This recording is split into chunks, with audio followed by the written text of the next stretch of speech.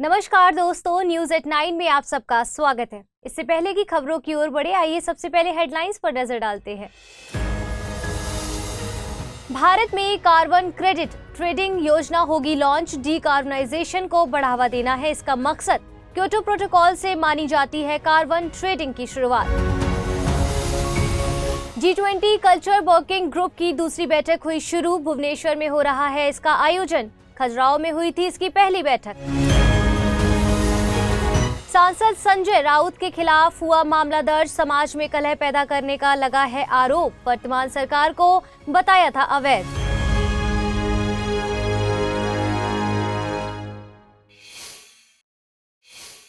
देश में कार्बन के स्तर को कम करने के लिए सरकार संजीदा है। इस दिशा में सरकार अब बड़ा काम करने जा रही है। पर्यावरण मंत्रालय जल्द ही कार्बन क्रेडिट ट्रेडिंग के लिए एक योजना बनाने जा रहा है, जिसका मकसद देश में डीकार्बनाइजेशन को बढ़ावा देना है। योजना के तहत सरकार एक इंडियन कार्बन मार्केट विकसित करेगी और इसके साथ ही एक राष्ट्रीय रूपरेखा भी बनाई जाएगी। इस रूपरेखा में ये तय होगा कि ग्रीन हाउस गैस की प्राइसिंग करके किस तरह कार्बनाइजेशन को कम किया जाए। सरकार इस योजना के तहत कार्बन ट्रेडिंग के लिए कार्बन क्रेडिट सर्टिफिकेट्स जारी करने की तैयारी में है। इसके जरिए देश में कार्बन का व्यापार होगा और पूरी योजना में विद्युत मंत्रालय के तहत काम करने वाली agency bureau of energy efficiency की भी बराबर की भूमिका होगी।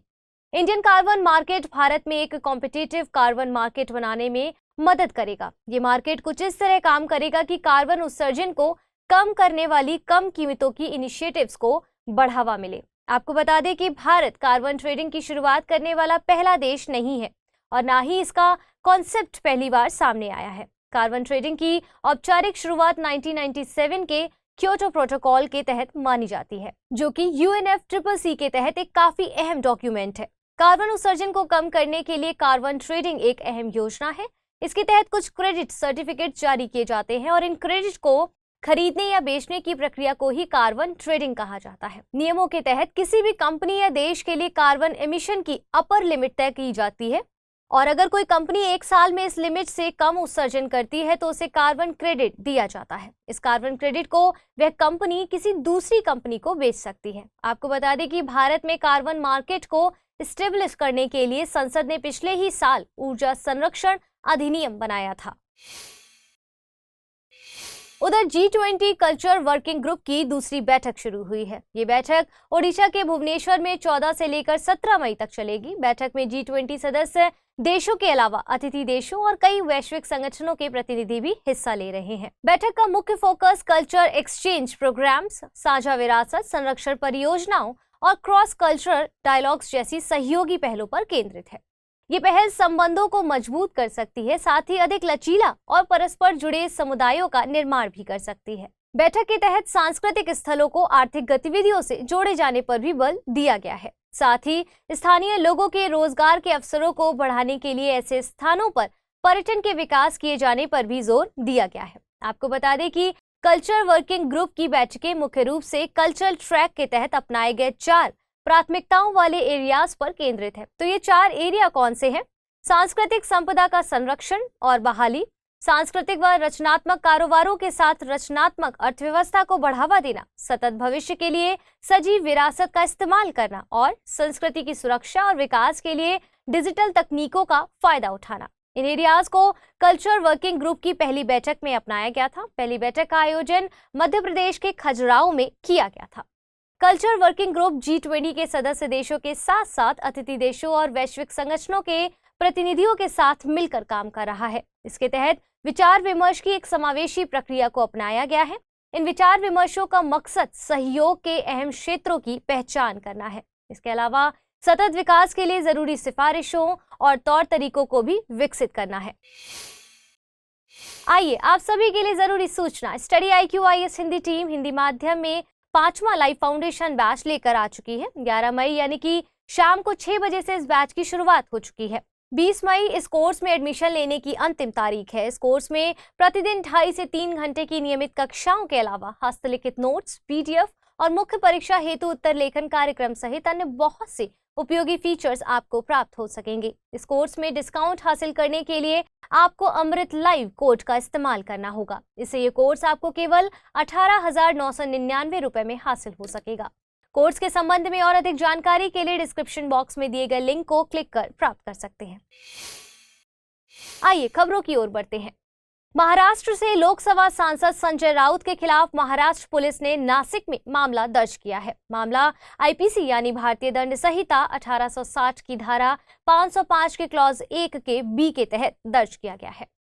पुलिस के मुताबिक सांसद पर पुलिस और जनता के बीच अपने बयान से कलह पैदा करने का आरोप है। आईपीसी की धारा 505 के क्लॉज 1 के बी में उन मामलों से जुड़ा है जहां किसी स्टेटमेंट, अफवाह या सूचना को इस मकसद से किया गया हो जिससे संभावना हो कि आम जनता या जनता के किसी भाग को ऐसा भय हो कि इससे कोई व्यक्ति राज्य या सार्वजनिक शांति के खिलाफ अपराध कर सकता हो। इसे आसान शब्दों में इसे समझिए जैसे जब कोई व्यक्ति कोई स्टेटमेंट, अफवाह या सूचना को इस इरादे से रखता है या इससे ऐसी संभावना पैदा होती है कि आम जनता या जनता के किसी वर्ग के बीच भय या भय का वातावरण पैदा होगा और इसके चलते कोई व्यक्ति राज्य या सार्वजनिक शांति के खिलाफ अपराध करने के लिए प्रेरित होगा। गौरतलब है कि इस कानून के तहत दोषी ठहराए जाने वाले व्यक्ति को अधिकतम 3 साल तक के कारावास या जुर्माने या दोनों से दंडित किया जा सकता है। आपको बता दें कि संजय राउत ने मौजूदा राज्य सरकार के खिलाफ एक बयान जारी किया था। इस बयान में उन्होंने वर्तमान सरकार को अवैध बताया है, साथ ही लोगों को सरकार के आदेशों का पालन नहीं करने की भी सलाह दी है।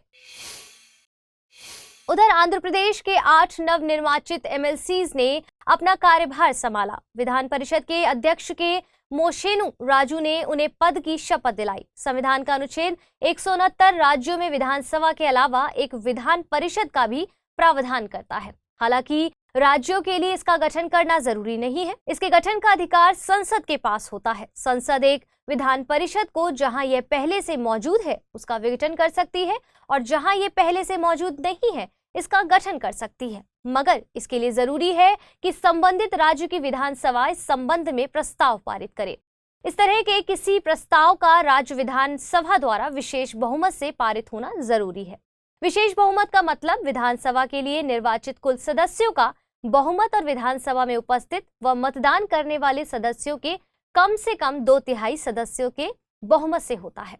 इसके अलावा संविधान के अनुच्छेद 171 में किसी राज्य की विधान परिषद की संरचना क्या होगी इसका प्रावधान किया गया है। अगर इस अनुच्छेद के मुताबिक किसी विधान परिषद में राज्य विधानसभा की कुल संख्या के 1/3 से अधिक और 40 से कम सदस्य नहीं होंगे। राज्यसभा के समानी विधान परिषद एक लगातार चलने वाला सदन है, मतलब यह एक स्थायी निकाय है जिसका विघटन नहीं होता है। इसके भी एक सदस्य का कार्यकाल 6 साल का होता है। इसके 1/3 सदस्य हर 2 वर्ष में सेवानिवृत्त होते हैं। विधान परिषद के 1/3 सदस्य राज्य के विधायकों द्वारा चुने जाते हैं, जबकि 1/3 सदस्य स्थानीय निकायों जैसे नगर पालिका और जिला बोर्डों आदि द्वारा चुने जाते हैं। इसके अलावा 1/12 सदस्यों का चुनाव 3 साल से पढ़ा रहे शिक्षक करते हैं। वहीं 1/12 सदस्यों को 3 साल से राज्य में रह रहे ग्रेजुएट चुनते हैं। बाकी बचे सदस्यों का मनोनयन राज्यपाल द्वारा किया जाता है। इनका मनोनयन साहित्य, ज्ञान, कला, सहकारिता आंदोलन और समाज सेवा के क्षेत्र में विशेष जानकारी और व्यवहारिक अनुभव रखने वाले लोगों के बीच से किया जाता है। आपको बता दें कि वर्तमान में केवल आंध्र प्रदेश, तेलंगाना, उत्तर प्रदेश, बिहार, महाराष्ट्र और कर्नाटक में विधान परिषद मौजूद है। हालांकि साल 2020 में आंध्र प्रदेश की विधानसभा ने वहां की विधान परिषद को समाप्त करने का प्रस्ताव पारित किया है, मगर संसद ने अभी इस प्रस्ताव पर अपनी मंजूरी नहीं दी है। आइए बुलेटिन पर आधारित प्रश्नों को देखते हैं। भारतीय दंड संहिता 1860 की धारा 505 के क्लॉज 1 के बी के तहत दोषी ठहराए जाने पर व्यक्ति को अधिकतम कितने साल तक की कारावास की सजा सुनाई जा सकती है? 6 माह, 3 साल, 5 साल, 7 साल। दूसरा प्रश्न है, कार्बन क्रेडिट ट्रेडिंग स्कीम के संबंध में निम्नलिखित कथनों पर विचार कीजिए। इसे वाणिज्य मंत्रालय के द्वारा लाया जा रहा है। इसे ब्यूरो ऑफ एनर्जी एफिशिएंसी के सहयोग से विकसित किया जा रहा है और ब्यूरो ऑफ एनर्जी एफिशिएंसी विद्युत मंत्रालय की एक एजेंसी है। कार्बन ट्रेडिंग की औपचारिक शुरुआत मॉन्ट्रियल प्रोटोकॉल से मानी जाती है। उपरोक्त में से गलत कथन या कथनों का चुनाव कीजिए। केवल 1, केवल 1 और 3, केवल 2 और 3, केवल 1 और 4। आइए पिछले बुलेटिन पर आधारित प्रश्नों को देखते हैं। निम्नलिखित में से संविधान का कौन से अनुच्छेद सर्वोच्च न्यायालय को अवमानना के लिए दंड देने की शक्ति देता है? अनुच्छेद 129, अनुच्छेद 142, अनुच्छेद 141, अनुच्छेद 122 या अनुच्छेद 131? नीचे दिए गए कूट का प्रयोग कर सही उत्तर चुनिए। केवल 1, 2, 3 और 5, केवल 3, केवल 1, 2 और 5, केवल 1, 2 और 3। और इसका सही जवाब है विकल्प टी, यानी केवल 1, 2 और 3। अनुच्छेद 129, अनुच्छेद 142, अनुच्छेद 141 तीनों सर्वोच्च न्यायालय को अवमानना के लिए दंड देने की शक्ति देते हैं। दूसरा प्रश्न था, निम्नलिखित कथनों पर विचार कीजिए। Sports authority of India society अधिनियम 1860 के तहत एक सोसाइटी के रूप में रजिस्टर्ड है। पोस्ट एक्ट के तहत गठित आंतरिक शिकायत समिति के पास दीवानी अदालत की शक्ति होती है। उपयुक्त में से गलत कथन या कथनों का चुनाव कीजिए। केवल 1, केवल 2, 1 और 2 दोनों, ना तो 1 ना ही 2। सही जवाब है विकल्प डी, ना तो 1 ना ही 2, यानी कोई भी कथन गलत नहीं है। Sports authority of India society अधिनियम 1860 के तहत एक सोसाइटी के रूप में रजिस्टर्ड है, जबकि पोस्ट एक्ट के तहत गठित आंतरिक शिकायत समिति के पास दीवानी अदालत की शक्ति होती है। तो फिलहाल के लिए इस बुलेटिन में इतना ही। जल्द मिलेंगे एक और नए बुलेटिन के साथ, तब तक के लिए धन्यवाद।